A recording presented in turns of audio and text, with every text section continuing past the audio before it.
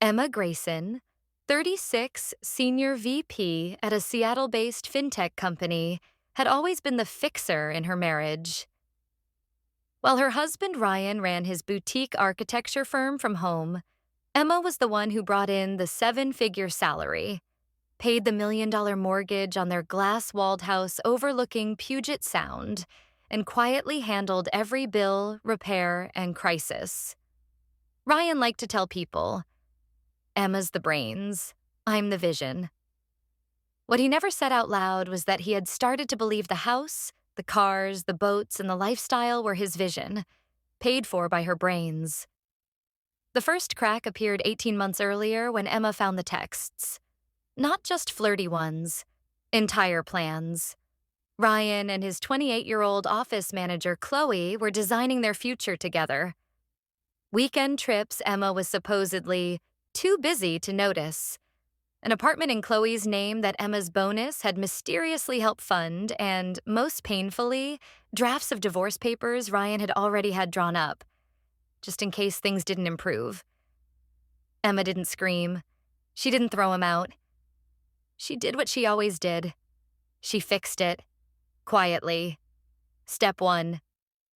She hired the best divorce attorney in Washington state and had her own papers drawn, but she never served them. Step 2. She rerouted her direct deposit to a new account he didn't know existed. Step 3.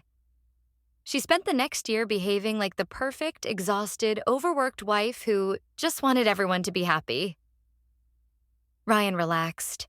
Chloe moved into the guest cottage behind the main house, temporarily while her condo was being renovated. Emma smiled and kept cooking Sunday dinners for 3. Then came the morning Ryan sat Emma down with coffee and his best sympathetic face. We need to talk. I'm not happy. I haven't been for a long time. I think we should separate. I've already talked to a lawyer. He says because we kept everything in both names, we can do this clean, 50-50. I'll keep the house. I designed it. It's my soul.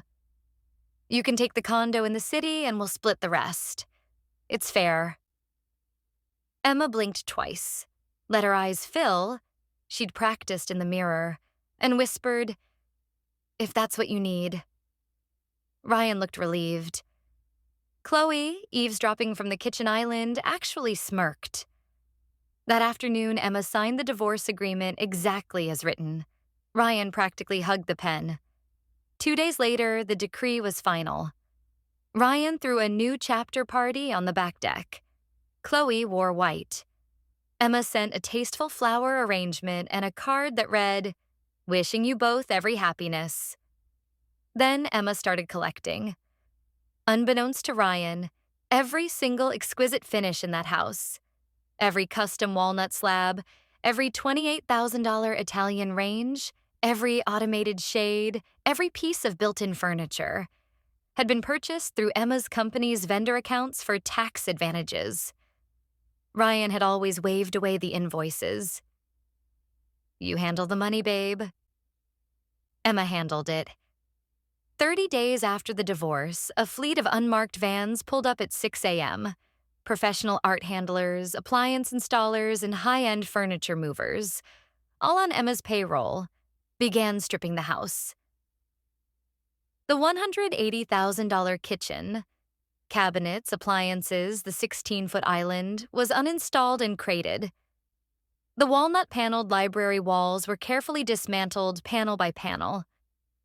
The $90,000 automated movie theater seats were unbolted and shrink-wrapped. The wine cellar's temperature-controlled glass doors were removed. Even the heated porcelain driveway tiles were jackhammered up in perfect 4x4 sections. By noon, the house was a skeleton of exposed studs and dangling wires. Ryan came home from a site visit, brunch with Chloe, to find his masterpiece gutted. He called Emma screaming. She answered on the third ring, voice calm. "Ryan, you kept the house. The decree says the real property transfers to you alone. It says nothing about the fixtures, finishes, appliances, or improvements paid for by my corporation. Those belong to Grayson Holdings. I'm simply retrieving company assets. You can't do this. I already did. Check paragraph 17B of the settlement you were so eager to sign. Ryan's lawyer called an hour later. Emma's lawyer sent over the purchase orders, invoices, and corporate resolutions proving every stick of millwork and every smart home component was 100% owned by Emma's LLC. Ryan was left with 4 walls, a roof, subfloor, and an electrical panel that no longer controlled anything because the Crestron system had been removed. He put the house on the market as is. The listing photos looked like a war zone. It sold in 9 days to a developer for land value, 42% less than Ryan owed on the mortgage. Chloe lasted 3 more weeks. Once she realized Ryan was now broke, living in a rented 1-bedroom in Tacoma, and answering phones at a big box architecture firm, she vanished. Emma took every salvaged piece and built herself a new, smaller, warmer house on 10 acres outside the city. Same view of the Sound. Better sunrise. She filled it with the kitchen she loved, the library that smelled like walnut and books, the movie room where the seats still remembered her favorite angle. 1 year later, Ryan saw the photos on an architecture blog. Tech exec's stunning self-built retreat. Every detail reclaimed and reimagined. Commenters raved. This is what happens when the person who actually paid for the dream gets to keep it. Ryan closed the browser and stared at the beige walls of his apartment. Emma, sipping coffee on her new deck, never looked back. She signed the papers, then she signed the deed to her future, one reclaimed walnut panel at a time. The end.